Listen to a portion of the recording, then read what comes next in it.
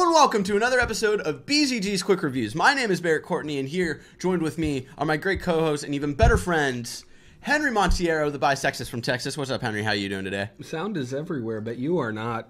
And in between us is my favorite chunky punk, Ricky Baldazan. What's up, Ricky? How you doing today? I'm in between you two, so I'm doing great. In between both of us, getting all that heat, How's all it, that body how's it sweat. feel to have clowns to the left of you, jokers to the right? Here you are, stuck in the middle. And if you don't know what we do here at Quick Reviews, each of us brings in 1 to 3 items to do a 1-minute review on. And so, and then we each give a rating. There's 3 ratings, yee, or pfft. And then we got some special ones that we save every once in a while. Like the official 7 Morse, yeah. And we're gonna start off with you, Henry. How many items do you have this week? Uno. Uno? All right, cool. Dos. Tres. I really hated that those Green Day albums. Yeah, we all did. So you just have one? Yeah. All right, cool. You can start your review right now. So I saw the season premiere of Doctor Who. Season 9, yeah. Yep. I don't give a shit about Doctor Who anymore. Okay. I used to watch every episode of it, but it's just like I don't care about it anymore. Like I stopped caring when Amy and Rory left. Yep. Because they were the best parts of that show. Oh, yeah.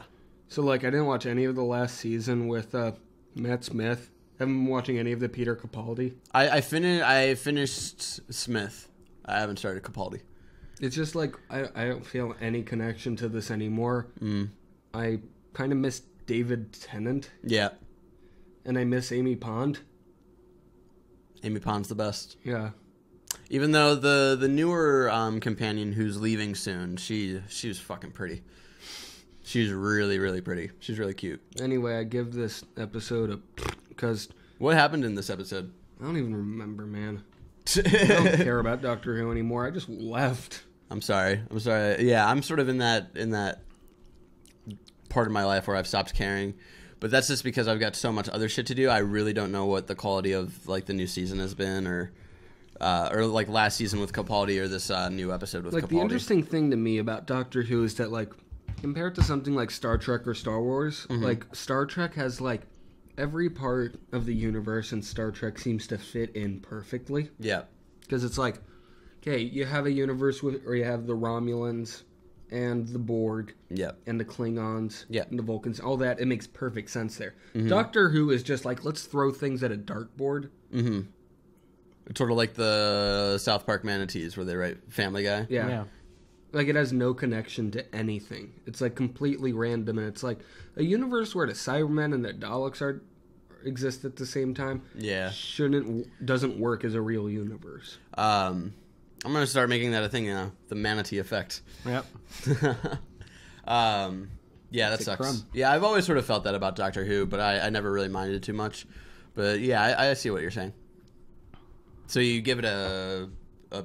Yeah. Okay. I don't care about Doctor Who. Every time I review a TV show, I give it a... Yep. I'm sorry about that. You're not watching the good TV shows, that's why. Yeah, you're watching BoJack Horseman. Excuse me, son. Son, I do not mess around with the dandy handy. We're going to move over to the chunky punk. Well, we're gonna do something a little different. You're gonna talk about one of your reviews, or you're gonna do 2. You brought in 3, right? One of them is one you were doing as well. Yeah, no. So we're doing the 2 other ones. I'm saying one of the other 2 is also something that you're reviewing as well. Okay. Well, we didn't need to worry about that one. Okay. Yeah. So you're gonna do 2, and I'm gonna do 1, and then we're both gonna talk about a specific item that we both brought in. Yeah. So I'm going to have you start your first quick review right now. So, yeah, I work at a record store, and I spent a couple weeks listening to Slayer's Repentless album. And, I mean, it's Slayer. It's same shit. Slayer! It's same shit, different day for this band. That's how I've always felt about Slayer, or like, any sort of heavy metal, hair metal fucking band. Yeah, it's no different, but it's still Slayer, so I mean, it's still good. So I'm gonna give it a yee. No, a very soft yee though. A soft yee? Yeah, because they didn't make any improvement at all. It's like it's still the same thing, but it's still a good album because it's Slayer's. Okay. Yeah. It's a whole album, but all of the lyrics are a place to have rap verses. Exactly. Slayer has evolved. The album made me feel like I needed to kill somebody. What can I say? Okay. Yeah. That's what Slayer makes. I'm just going to ask you to just speak a little louder. Oh, was I You're falling back a little bit. Yeah. I just don't want, because I know it's going to be, when I edit this later, I'm going to be fucking yelling at you. Yeah, no, so I just might as well tell you now. Yeah. All right. I love you. I love you too. Okay, so you got a second quick review? Yeah, so I'm going to start it right now. So yeah, the second thing I wanted to review, last night me and Henry watched the new episode of South Park for the new season. A lot of it is me debating with myself if they're still good and it's still funny, or are they overdoing it a little bit? You know what I mean? Yeah. UPC, bro? Like something about South Park now compared to South Park like 5 years ago. 5 years ago, like 5 years ago, it was I'll die laughing continuously. Yeah. Now it's just like, oh, like that's true, or like that's a good point, but I'm not laughing as much as I was back then. You know what I mean? Okay. It's still funny. There's still it's just not at the tier that it used to be for you. Yeah, like it's not hitting that funny bone that it was before. Mm-hmm. I think they're still clever motherfuckers. Like everyone in that writing room is a genius, and they make a lot of good points. But yeah, I don't know. I'm gonna give it just a straightforward E. It was a good episode. Okay. I love that Jared Fogle was in it, and they found room to make fun of him because I think that dude needs a lot of making fun of. That dude just needs to be forgotten. Yeah. So yeah, I mean that's all I really have to say on that episode. All right, cool. Well, I mean, so you give it a what was your score? It was a straightforward E. Just a straightforward E. Yeah. All right, cool. It's funny because like ever since they made You're Getting Old, like it's pretty clear they're just like, hey, we kind of want to stop doing South Park. Yeah, we're kind of tired of this. Yeah. Well, if they were tired of doing South Park, they wouldn't keep signing contracts to do more seasons. They're ones to not do what they don't want to do. So, yeah. Because they straight up said at one point like they weren't going to do another video game, and then they realized, oh, we could actually do this better the second time around. So that's what made them like I think they were pretty set on not doing a video game until they realized they could make a better video game product. So I think they're gonna do whatever the fuck they want. So so we're gonna save your third one for later. Yeah, your third review, and we're gonna move on to me. My first review today is also of the new South Park episode. I forget what it was called. Whatever. I'll put the title of it like underneath me. UPC, bro? Yeah, it was all about dealing with politically correct white people and also the whole Tom Brady situation. I personally thought the Tom Brady, like how they made fun of Tom Brady and that whole fucking court case was hilarious, especially in that dream sequence. He broke the rules. Rules. I personally, because I have been following the whole Tom Brady thing over the summer, so I just thought it was fucking hilarious. And then the politically correct thing, I think what you're experiencing with like, are they still funny or something? I think at this point, at least for this episode, it was hard to tell what side of the argument they were fighting for. Yeah. For politically correct people. Because it had its moments where like they didn't like they're obviously making fun of politically correct people, but then it just got muddled for some reason. I can't pinpoint exactly why. They want to appear like they're on both sides of the issue. Yeah, it was just really weird. I do think they made a good point of Stan thinking that Caitlyn Jenner is not a hero. Yeah. Because or Kyle, okay. Because she's, you know, like a strong figure for the transgender movement. But she did still questionably kill someone. She's still an egotistical piece of shit, sort of. And also, she's a Republican who's against gay marriage. Yeah. Which is fucking weird. It's weird. I don't want to say hypocritical because it's not the same thing. Yeah. But it's still just like, what the fuck are you doing? So I think that was a good point.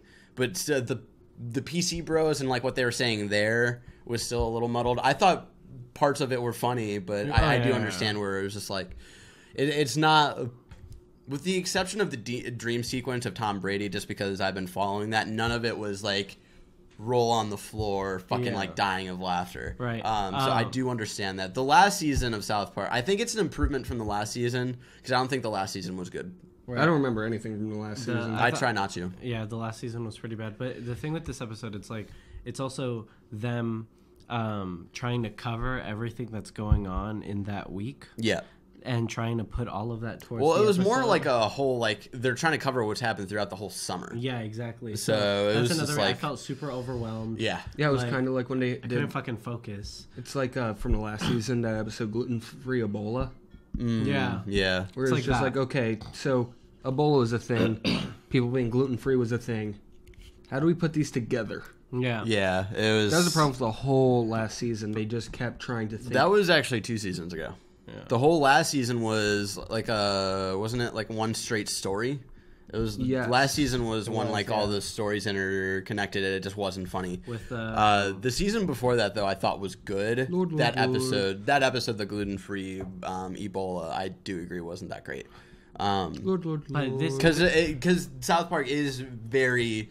We gotta bring topical stuff and put it together, and sometimes you're just not gonna get a good match. Right? You know? No. Sometimes you are gonna get fucking like spot on, like great, like matches, but you know, like once in a blue moon, it's gonna be a little off. But yeah, like especially now coming from that last season, like that's why it's hitting me more. But it was a good episode. I love any shot at Tom Brady because I think he's a huge piece of shit. So yeah. All right. So enough of South Park. You and me. Did you give a score? Oh, did I give a score? No, I did not. I'm gonna give this episode. I'll give it a yee. Because I did like it. Yeah. Again, it wasn't like roll on the floor like fucking hysterical. I'm in tears, but there were good points, and I thought like the Tom Brady stuff was fucking hilarious. But besides that, like, yeah. So I'll give it a solid yee. Yeah. Thank you, Henry, for reminding me of that. The next thing, Ricky, you and me both listened to an album called the Back on Top, the Front Bottoms' new album that just came out this last Friday. Yep. Well, by the time you're watching this, I guess it's come out like 2 Fridays ago. Yeah. So I want you to do your quick review first. I want to know your thoughts, and then I'll go into mine. So Ricky's thoughts on Back on Top starting now. Again, like another thing, like I work at a record store, so the moment we got it, I bought it, and and I listened to it like for the past couple days. Okay. I was just playing it through the speakers, and it was really weird for me because of the recent Wonder Years album coming out. Yeah. And my reaction to the two were different, and I didn't expect to like the Front Bottoms album so much more. Okay. Than the Wonder Years one. Okay. I enjoyed it for 2 reasons. One, I thought it was a good album, and 2, it was nice to like finally be into these guys and have a new album come out and be excited for new material from them. Yeah. And going back and trying to find shit, you know what I mean? And that's what like a greatest generation of the Wonder Years was for a lot of you guys. Like a lot of like you, Jake, and all of them. Like I was already excited because I've already been a fan of the Wonder Years, but you guys had finally like got into the Wonder Years, and then you were excited for new material. So, I know that situation. So yeah, both things for both bands. It was like my first new album for Wonder Years and my first new album for Front Bottoms. Mm-hmm. And I thought this album was really solid. I thought it was a nice slight change of pace in a way for them. Okay. Kind of like they understand where they are more.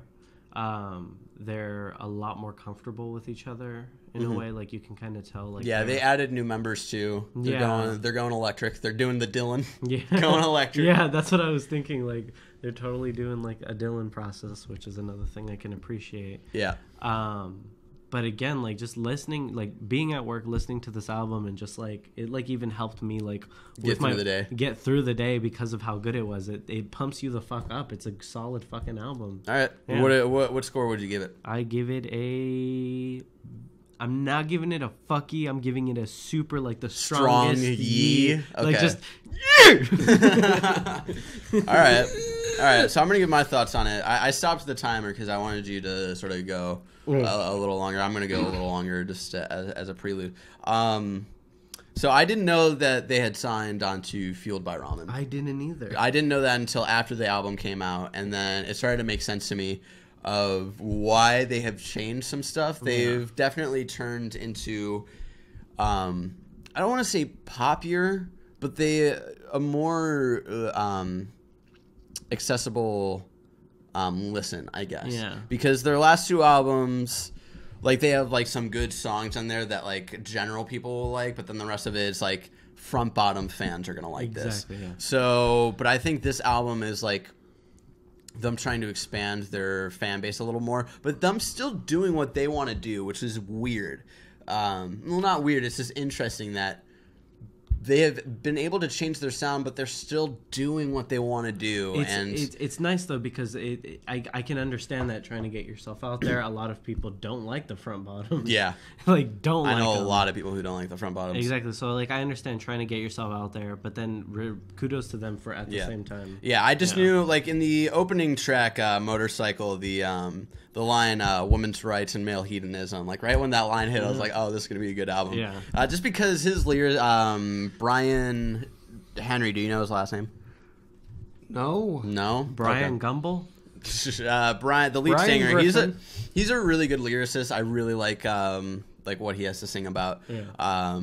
So I think lyrically the whole album was fucking on point. Yeah. Probably lyric wise, I think "Cough It Out" was one of my favorite songs. "The Plan," "Fuck Jobs" was another good one. Yeah. 2YI, West Virginia, and "Plastic Flowers."